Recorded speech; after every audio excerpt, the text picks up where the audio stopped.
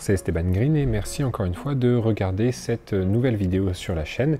Et aujourd'hui, je profite de la sortie du jeu Fiscal Combat qui a été développé par les gens du Discord des Insoumis pour vous parler un petit peu d'un sujet des genres vidéoludiques. Alors quand on pense genre vidéoludique, eh bien on va penser plateforme, on va penser jeu de combat, jeu d'aventure, ou alors n'importe quoi, jeu de réflexion, puzzle game, etc. etc. Et en fait, on a une certaine classification des genres vidéoludiques qui est assez complexe parce que ça va dans tous les sens. Et de plus en plus, ça va dans tous les sens. Par exemple, donc les genres que j'ai cités, prenons le cas des jeux de plateforme, eh bien nous avons un genre vidéoludique qui se réfère à la structure du jeu, c'est-à-dire aux règles du jeu qui sont mises en place. Donc ça, c'est la première forme de classification que nous avons en général des jeux vidéo. Mais par-dessus cette classification, on s'est mis à rajouter de plus en plus de précision. Et par-dessus les genres qui se réfèrent aux structures de jeu, on a rajouté un ensemble d'adjectifs qui permettent de structurer un petit peu les genres en fonction de comment le jeu doit avoir lieu, quelle doit être l'atmosphère qu'il y a lors d'une session de jeu. C'est par exemple le cas des cinématiques platformers. Donc quand on joue à un cinématique platformer, on ne joue pas à un platformer pour développer une certaine compétence vidéoludique ou alors pour développer, je sais pas, vraiment un skill. On ne fait pas du speedrun avec un cinématique platformer, c'est pas l'objectif premier de ce type de platformer, mais l'objectif premier, c'est plutôt de créer une atmosphère, une réflexion philosophique sur certaines questions humaines, sociales, etc. Et donc, tu vois, comme on était limité en termes de vocabulaire pour définir les structures de jeu, eh bien, on s'est mis à poser des adjectifs qui viennent définir l'atmosphère, la situation de jeu. Début des années 2000, il y a d'autres genres vidéoludiques qui émergent, qui sont notamment le genre des news games. Donc ça, il me semble que c'est une notion qui a été développée par Frasca lors de ses premiers articles début des années 2000. Il y a Bogost qui arrive et qui en 2007 commence à parler de persuasive games. Et il y a Janvo en 2013 et 2016, là c'est tout récent, qui commence à parler d'expressive games. Et donc là, on n'est plus du tout dans des genres qui se réfèrent à des structures, mais on est dans des genres qui, plutôt, se concentrent sur les types de discours que des jeux vidéo peuvent diffuser. Et donc, tu vois, on a un peu tout un tas de genres qui existent, et c'est un peu confus tout ça. Et là, il se trouve qu'il y a Fiscal Combat qui arrive. Alors Fiscal Combat, qu'est-ce que c'est? Du coup, on se retrouve avec un jeu vidéo qui est un petit peu à la croisée de plein de genres vidéoludiques. Donc c'est clairement un beat'em all au sens classique, et ça reprend énormément de codes du beat'em all, mais en même temps, c'est un jeu que l'on définit comme un persuasive games. C'est-à-dire, qu'est-ce que ça veut dire un persuasive games? C'est un jeu qui contient un discours et qui cherche à convaincre le joueur de son discours. En gros, c'est quoi le discours de Fiscal Combat? Tout simplement, il y a des politiques qui sont corrompus, qui ont pioché un petit peu dans les caisses de l'État, et donc il faut aller récupérer cet argent. Donc ça, c'est le discours un petit peu du jeu, et on nous diffuse ce discours en nous faisant incarner Jean-Luc Mélenchon et en allant secouer donc les personnalités politiques qui ont plutôt pioché un petit peu, qui se sont un petit peu servis dans les caisses. Et donc, on va définir Fiscal Combat comme un persuasive games, parce que vraiment, il essaie de vous convaincre d'un message. Le problème à cela, c'est que on n'est pas totalement sûr que Fiscal Combat arrive à convaincre d'un type de message, pour plusieurs raisons. Donc là, on aborde vraiment les limites de ce type de jeu.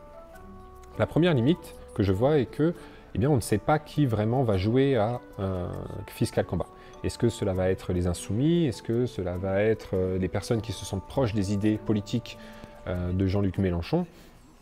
Et donc du coup, finalement, est-ce que le jeu arrive vraiment à convaincre donc, des personnes qui sont déjà plutôt convaincues par le message de Jean-Luc Mélenchon? Donc est-ce qu'il y a vraiment un impact à ce niveau-là? La question reste ouverte. Et aussi, deuxième limite que je vois avec l'utilisation de ce jeu, c'est les personnes qui n'adhèrent pas au discours de la France insoumise. Comment vont-ils réagir si on les fait jouer à ce jeu? Et là, c'est une limite qui peut être difficile à dépasser. Mais il y a quand même un moyen, et notamment, et donc là c'est une solution que je propose dans cette vidéo, c'est de proposer des sessions de jeu accompagnées. Donc là je m'adresse directement aux personnes qui sont par exemple sur le Discord des Insoumis, c'est de ne pas faire jouer de manière seule et isolée des personnes à Fiscal Combat. Mais plutôt, au contraire, c'est d'organiser des sessions où vous êtes là à côté, parce que le but du jeu, pour vous, ça va être de créer un contexte de jeu qui va vous permettre de rendre les personnes jouant à ce jeu plus perméables aux idées développées par le programme de Jean-Luc Mélenchon. Et donc là, l'idée, c'est de dire que peut-être que le discours du jeu est un petit peu limité parce que, premièrement, c'est pas sûr que les gens vont vraiment remarquer le discours. Deuxièmement, il faut quand même un certain niveau de compétences vidéoludiques pour jouer à ce jeu. Et c'est pas sûr que, par exemple, votre grand-mère de 65 ans soit capable de jouer aux jeux vidéo du Discord des Insoumis. Et donc tout ça, il faut que vous, en plus, il faut que vous puissiez pallier à toutes les difficultés qui peuvent être rencontrées. Donc oui, on peut dire que le jeu est un jeu persuasif qui cherche à convaincre d'un discours, mais c'est pas sûr qu'il y arrive fondamentalement. Ou en tout cas, peut-être que les personnes qui vont jouer à ce jeu, en fait, sont déjà convaincues par le message de Mélenchon. Donc c'est pas intéressant. Par contre, les personnes qui ne sont pas convaincues, que faire? Eh bien, moi, ce que je propose, c'est de plutôt les accompagner dans leur session de jeu. Et de vous mettez par exemple vos parents à jouer, vous les mettez devant votre ordinateur, vous les faites jouer à Fiscal Combat, et vous expliquez pourquoi, en même temps, vous discutez tout simplement avec vos parents des idées qui sont diffusées à travers le jeu. Et là, vous ferez peut-être un meilleur travail, enfin vous compléterez plutôt le discours qui est déjà servi par le jeu. Et donc c'était un petit peu la réflexion sur les persuasive games et sur les genres vidéoludiques que j'avais un petit peu envie d'aborder avec Fiscal Combat. Merci de m'avoir écouté, je vous dis à la prochaine, salut, ciao, bye bye.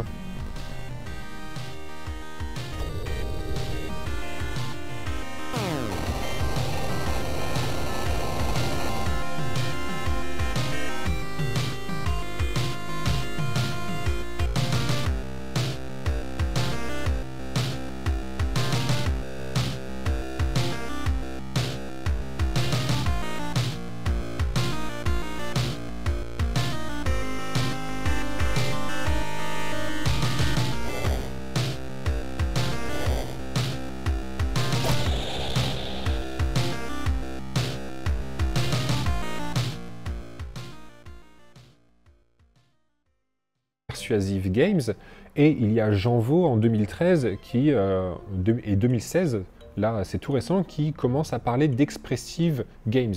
Et donc là, on n'est plus du tout dans des genres qui se réfèrent à des structures, mais on est dans des genres qui plutôt se concentrent sur les types de discours que des jeux vidéo peuvent diffuser. Et donc tu vois, on a un peu tout un tas de genres qui existent, et c'est un peu confus tout ça. Et là, il se trouve qu'il y a Fiscal Combat qui arrive. Alors Fiscal Combat, qu'est-ce que c'est? Du coup, on se retrouve avec un jeu vidéo qui est un petit peu à la croisée de plein de genres vidéoludiques. Donc c'est clairement un beat'em all au sens classique, et ça reprend énormément de codes du beat'em all, mais en même temps, c'est un jeu que l'on définit comme un persuasive games. C'est-à-dire, qu'est-ce que ça veut dire un persuasive games? C'est un jeu qui contient un discours et qui cherche à convaincre le joueur de son discours. En gros, c'est quoi le discours de Fiscal Combat? Tout simplement, il y a des politiques qui sont corrompus, qui ont pioché un petit peu dans les caisses de l'État, et donc il faut aller récupérer cet argent. Donc ça, c'est le discours un petit peu du jeu, et on nous diffuse ce discours en nous faisant incarner Jean-Luc Mélenchon et en allant secouer donc les personnalités politiques qui ont plutôt pioché un petit peu, qui se sont un petit peu servis dans les caisses. Et donc, on va définir Fiscal Combat comme un persuasive games, parce que vraiment, il essaie de vous convaincre d'un message. Le problème à cela, c'est que on n'est pas totalement sûr que Fiscal Combat arrive à convaincre d'un type de message, pour plusieurs raisons. Donc là, on aborde vraiment les limites de ce type de jeu. La première limite que je vois est que, eh bien, on ne sait pas qui vraiment va jouer à Fiscal Combat. Est-ce que cela va être les insoumis? Est-ce que cela va être les personnes qui se sentent proches des idées politiques de Jean-Luc Mélenchon? Et donc du coup, finalement, est-ce que le jeu arrive vraiment à convaincre donc, des personnes qui sont déjà plutôt convaincues par le message de Jean-Luc Mélenchon? Donc est-ce qu'il y a vraiment un impact à ce niveau-là? La question reste ouverte. Et aussi, deuxième limite que je vois avec l'utilisation de ce jeu, c'est les personnes qui n'adhèrent pas au discours de la France insoumise. Comment vont-ils réagir si on les fait jouer à ce jeu? Et là, c'est une limite qui peut être difficile à dépasser. Mais il y a quand même un moyen, et notamment, et donc là c'est une solution que je propose dans cette vidéo, c'est de proposer pour vous parler un petit peu d'un sujet des genres vidéoludiques.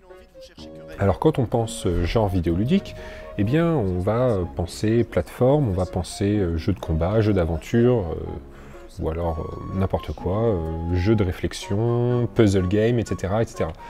Et en fait, on a une certaine classification des genres vidéoludiques qui est assez complexe parce que ça va dans tous les sens. Et de plus en plus, ça va dans tous les sens. Par exemple, donc les genres que j'ai cités, prenons le cas des jeux de plateforme, eh bien nous avons un genre vidéoludique qui se réfère à la structure du jeu, c'est-à-dire aux règles du jeu qui sont mises en place. Donc ça, c'est la première forme de classification que nous avons en général des jeux vidéo. Mais par-dessus cette classification, on s'est mis à rajouter de plus en plus de précision. Et par-dessus les genres qui se réfèrent aux structures de jeu, on a rajouté un ensemble d'adjectifs qui permettent de structurer un petit peu les genres en fonction de comment le jeu doit avoir lieu, quelle doit être l'atmosphère qu'il y a lors d'une session de jeu. C'est par exemple le cas des cinématiques platformers. Donc quand on joue à un cinématique platformer, on ne joue pas à un platformer pour développer une certaine compétence vidéoludique ou alors pour développer, je sais pas, vraiment un skill. On ne fait pas du speedrun avec un cinématique platformer, c'est pas l'objectif premier de ce type de platformer, mais l'objectif premier, c'est plutôt de créer une atmosphère, une réflexion philosophique sur certaines questions humaines, sociales, etc. Et donc, tu vois, comme on était limité en termes de vocabulaire pour définir les structures de jeu, eh bien, on s'est mis à poser des adjectifs qui viennent définir l'atmosphère, la situation de jeu. Début des années 2000, il y a d'autres genres vidéoludiques qui émergent, qui sont notamment le genre des news games. Donc ça, il me semble que c'est une notion qui a été développée par Frasca lors de ses premiers articles début des années 2000. Il y a Bogost qui arrive et qui en 2007 commence à parler de persuasive games. Et il y a Janvo en 2013 et 2016, là c'est tout récent, qui commence à parler d'expressive games. Et donc là, on n'est plus du tout dans des genres qui se réfèrent à des structures, mais on est dans des genres qui, plutôt, se concentrent sur les types de discours que des jeux vidéo peuvent diffuser. Et donc, tu vois, on a un peu tout un tas de genres qui existent, et c'est un peu confus tout ça. Et là, il se trouve que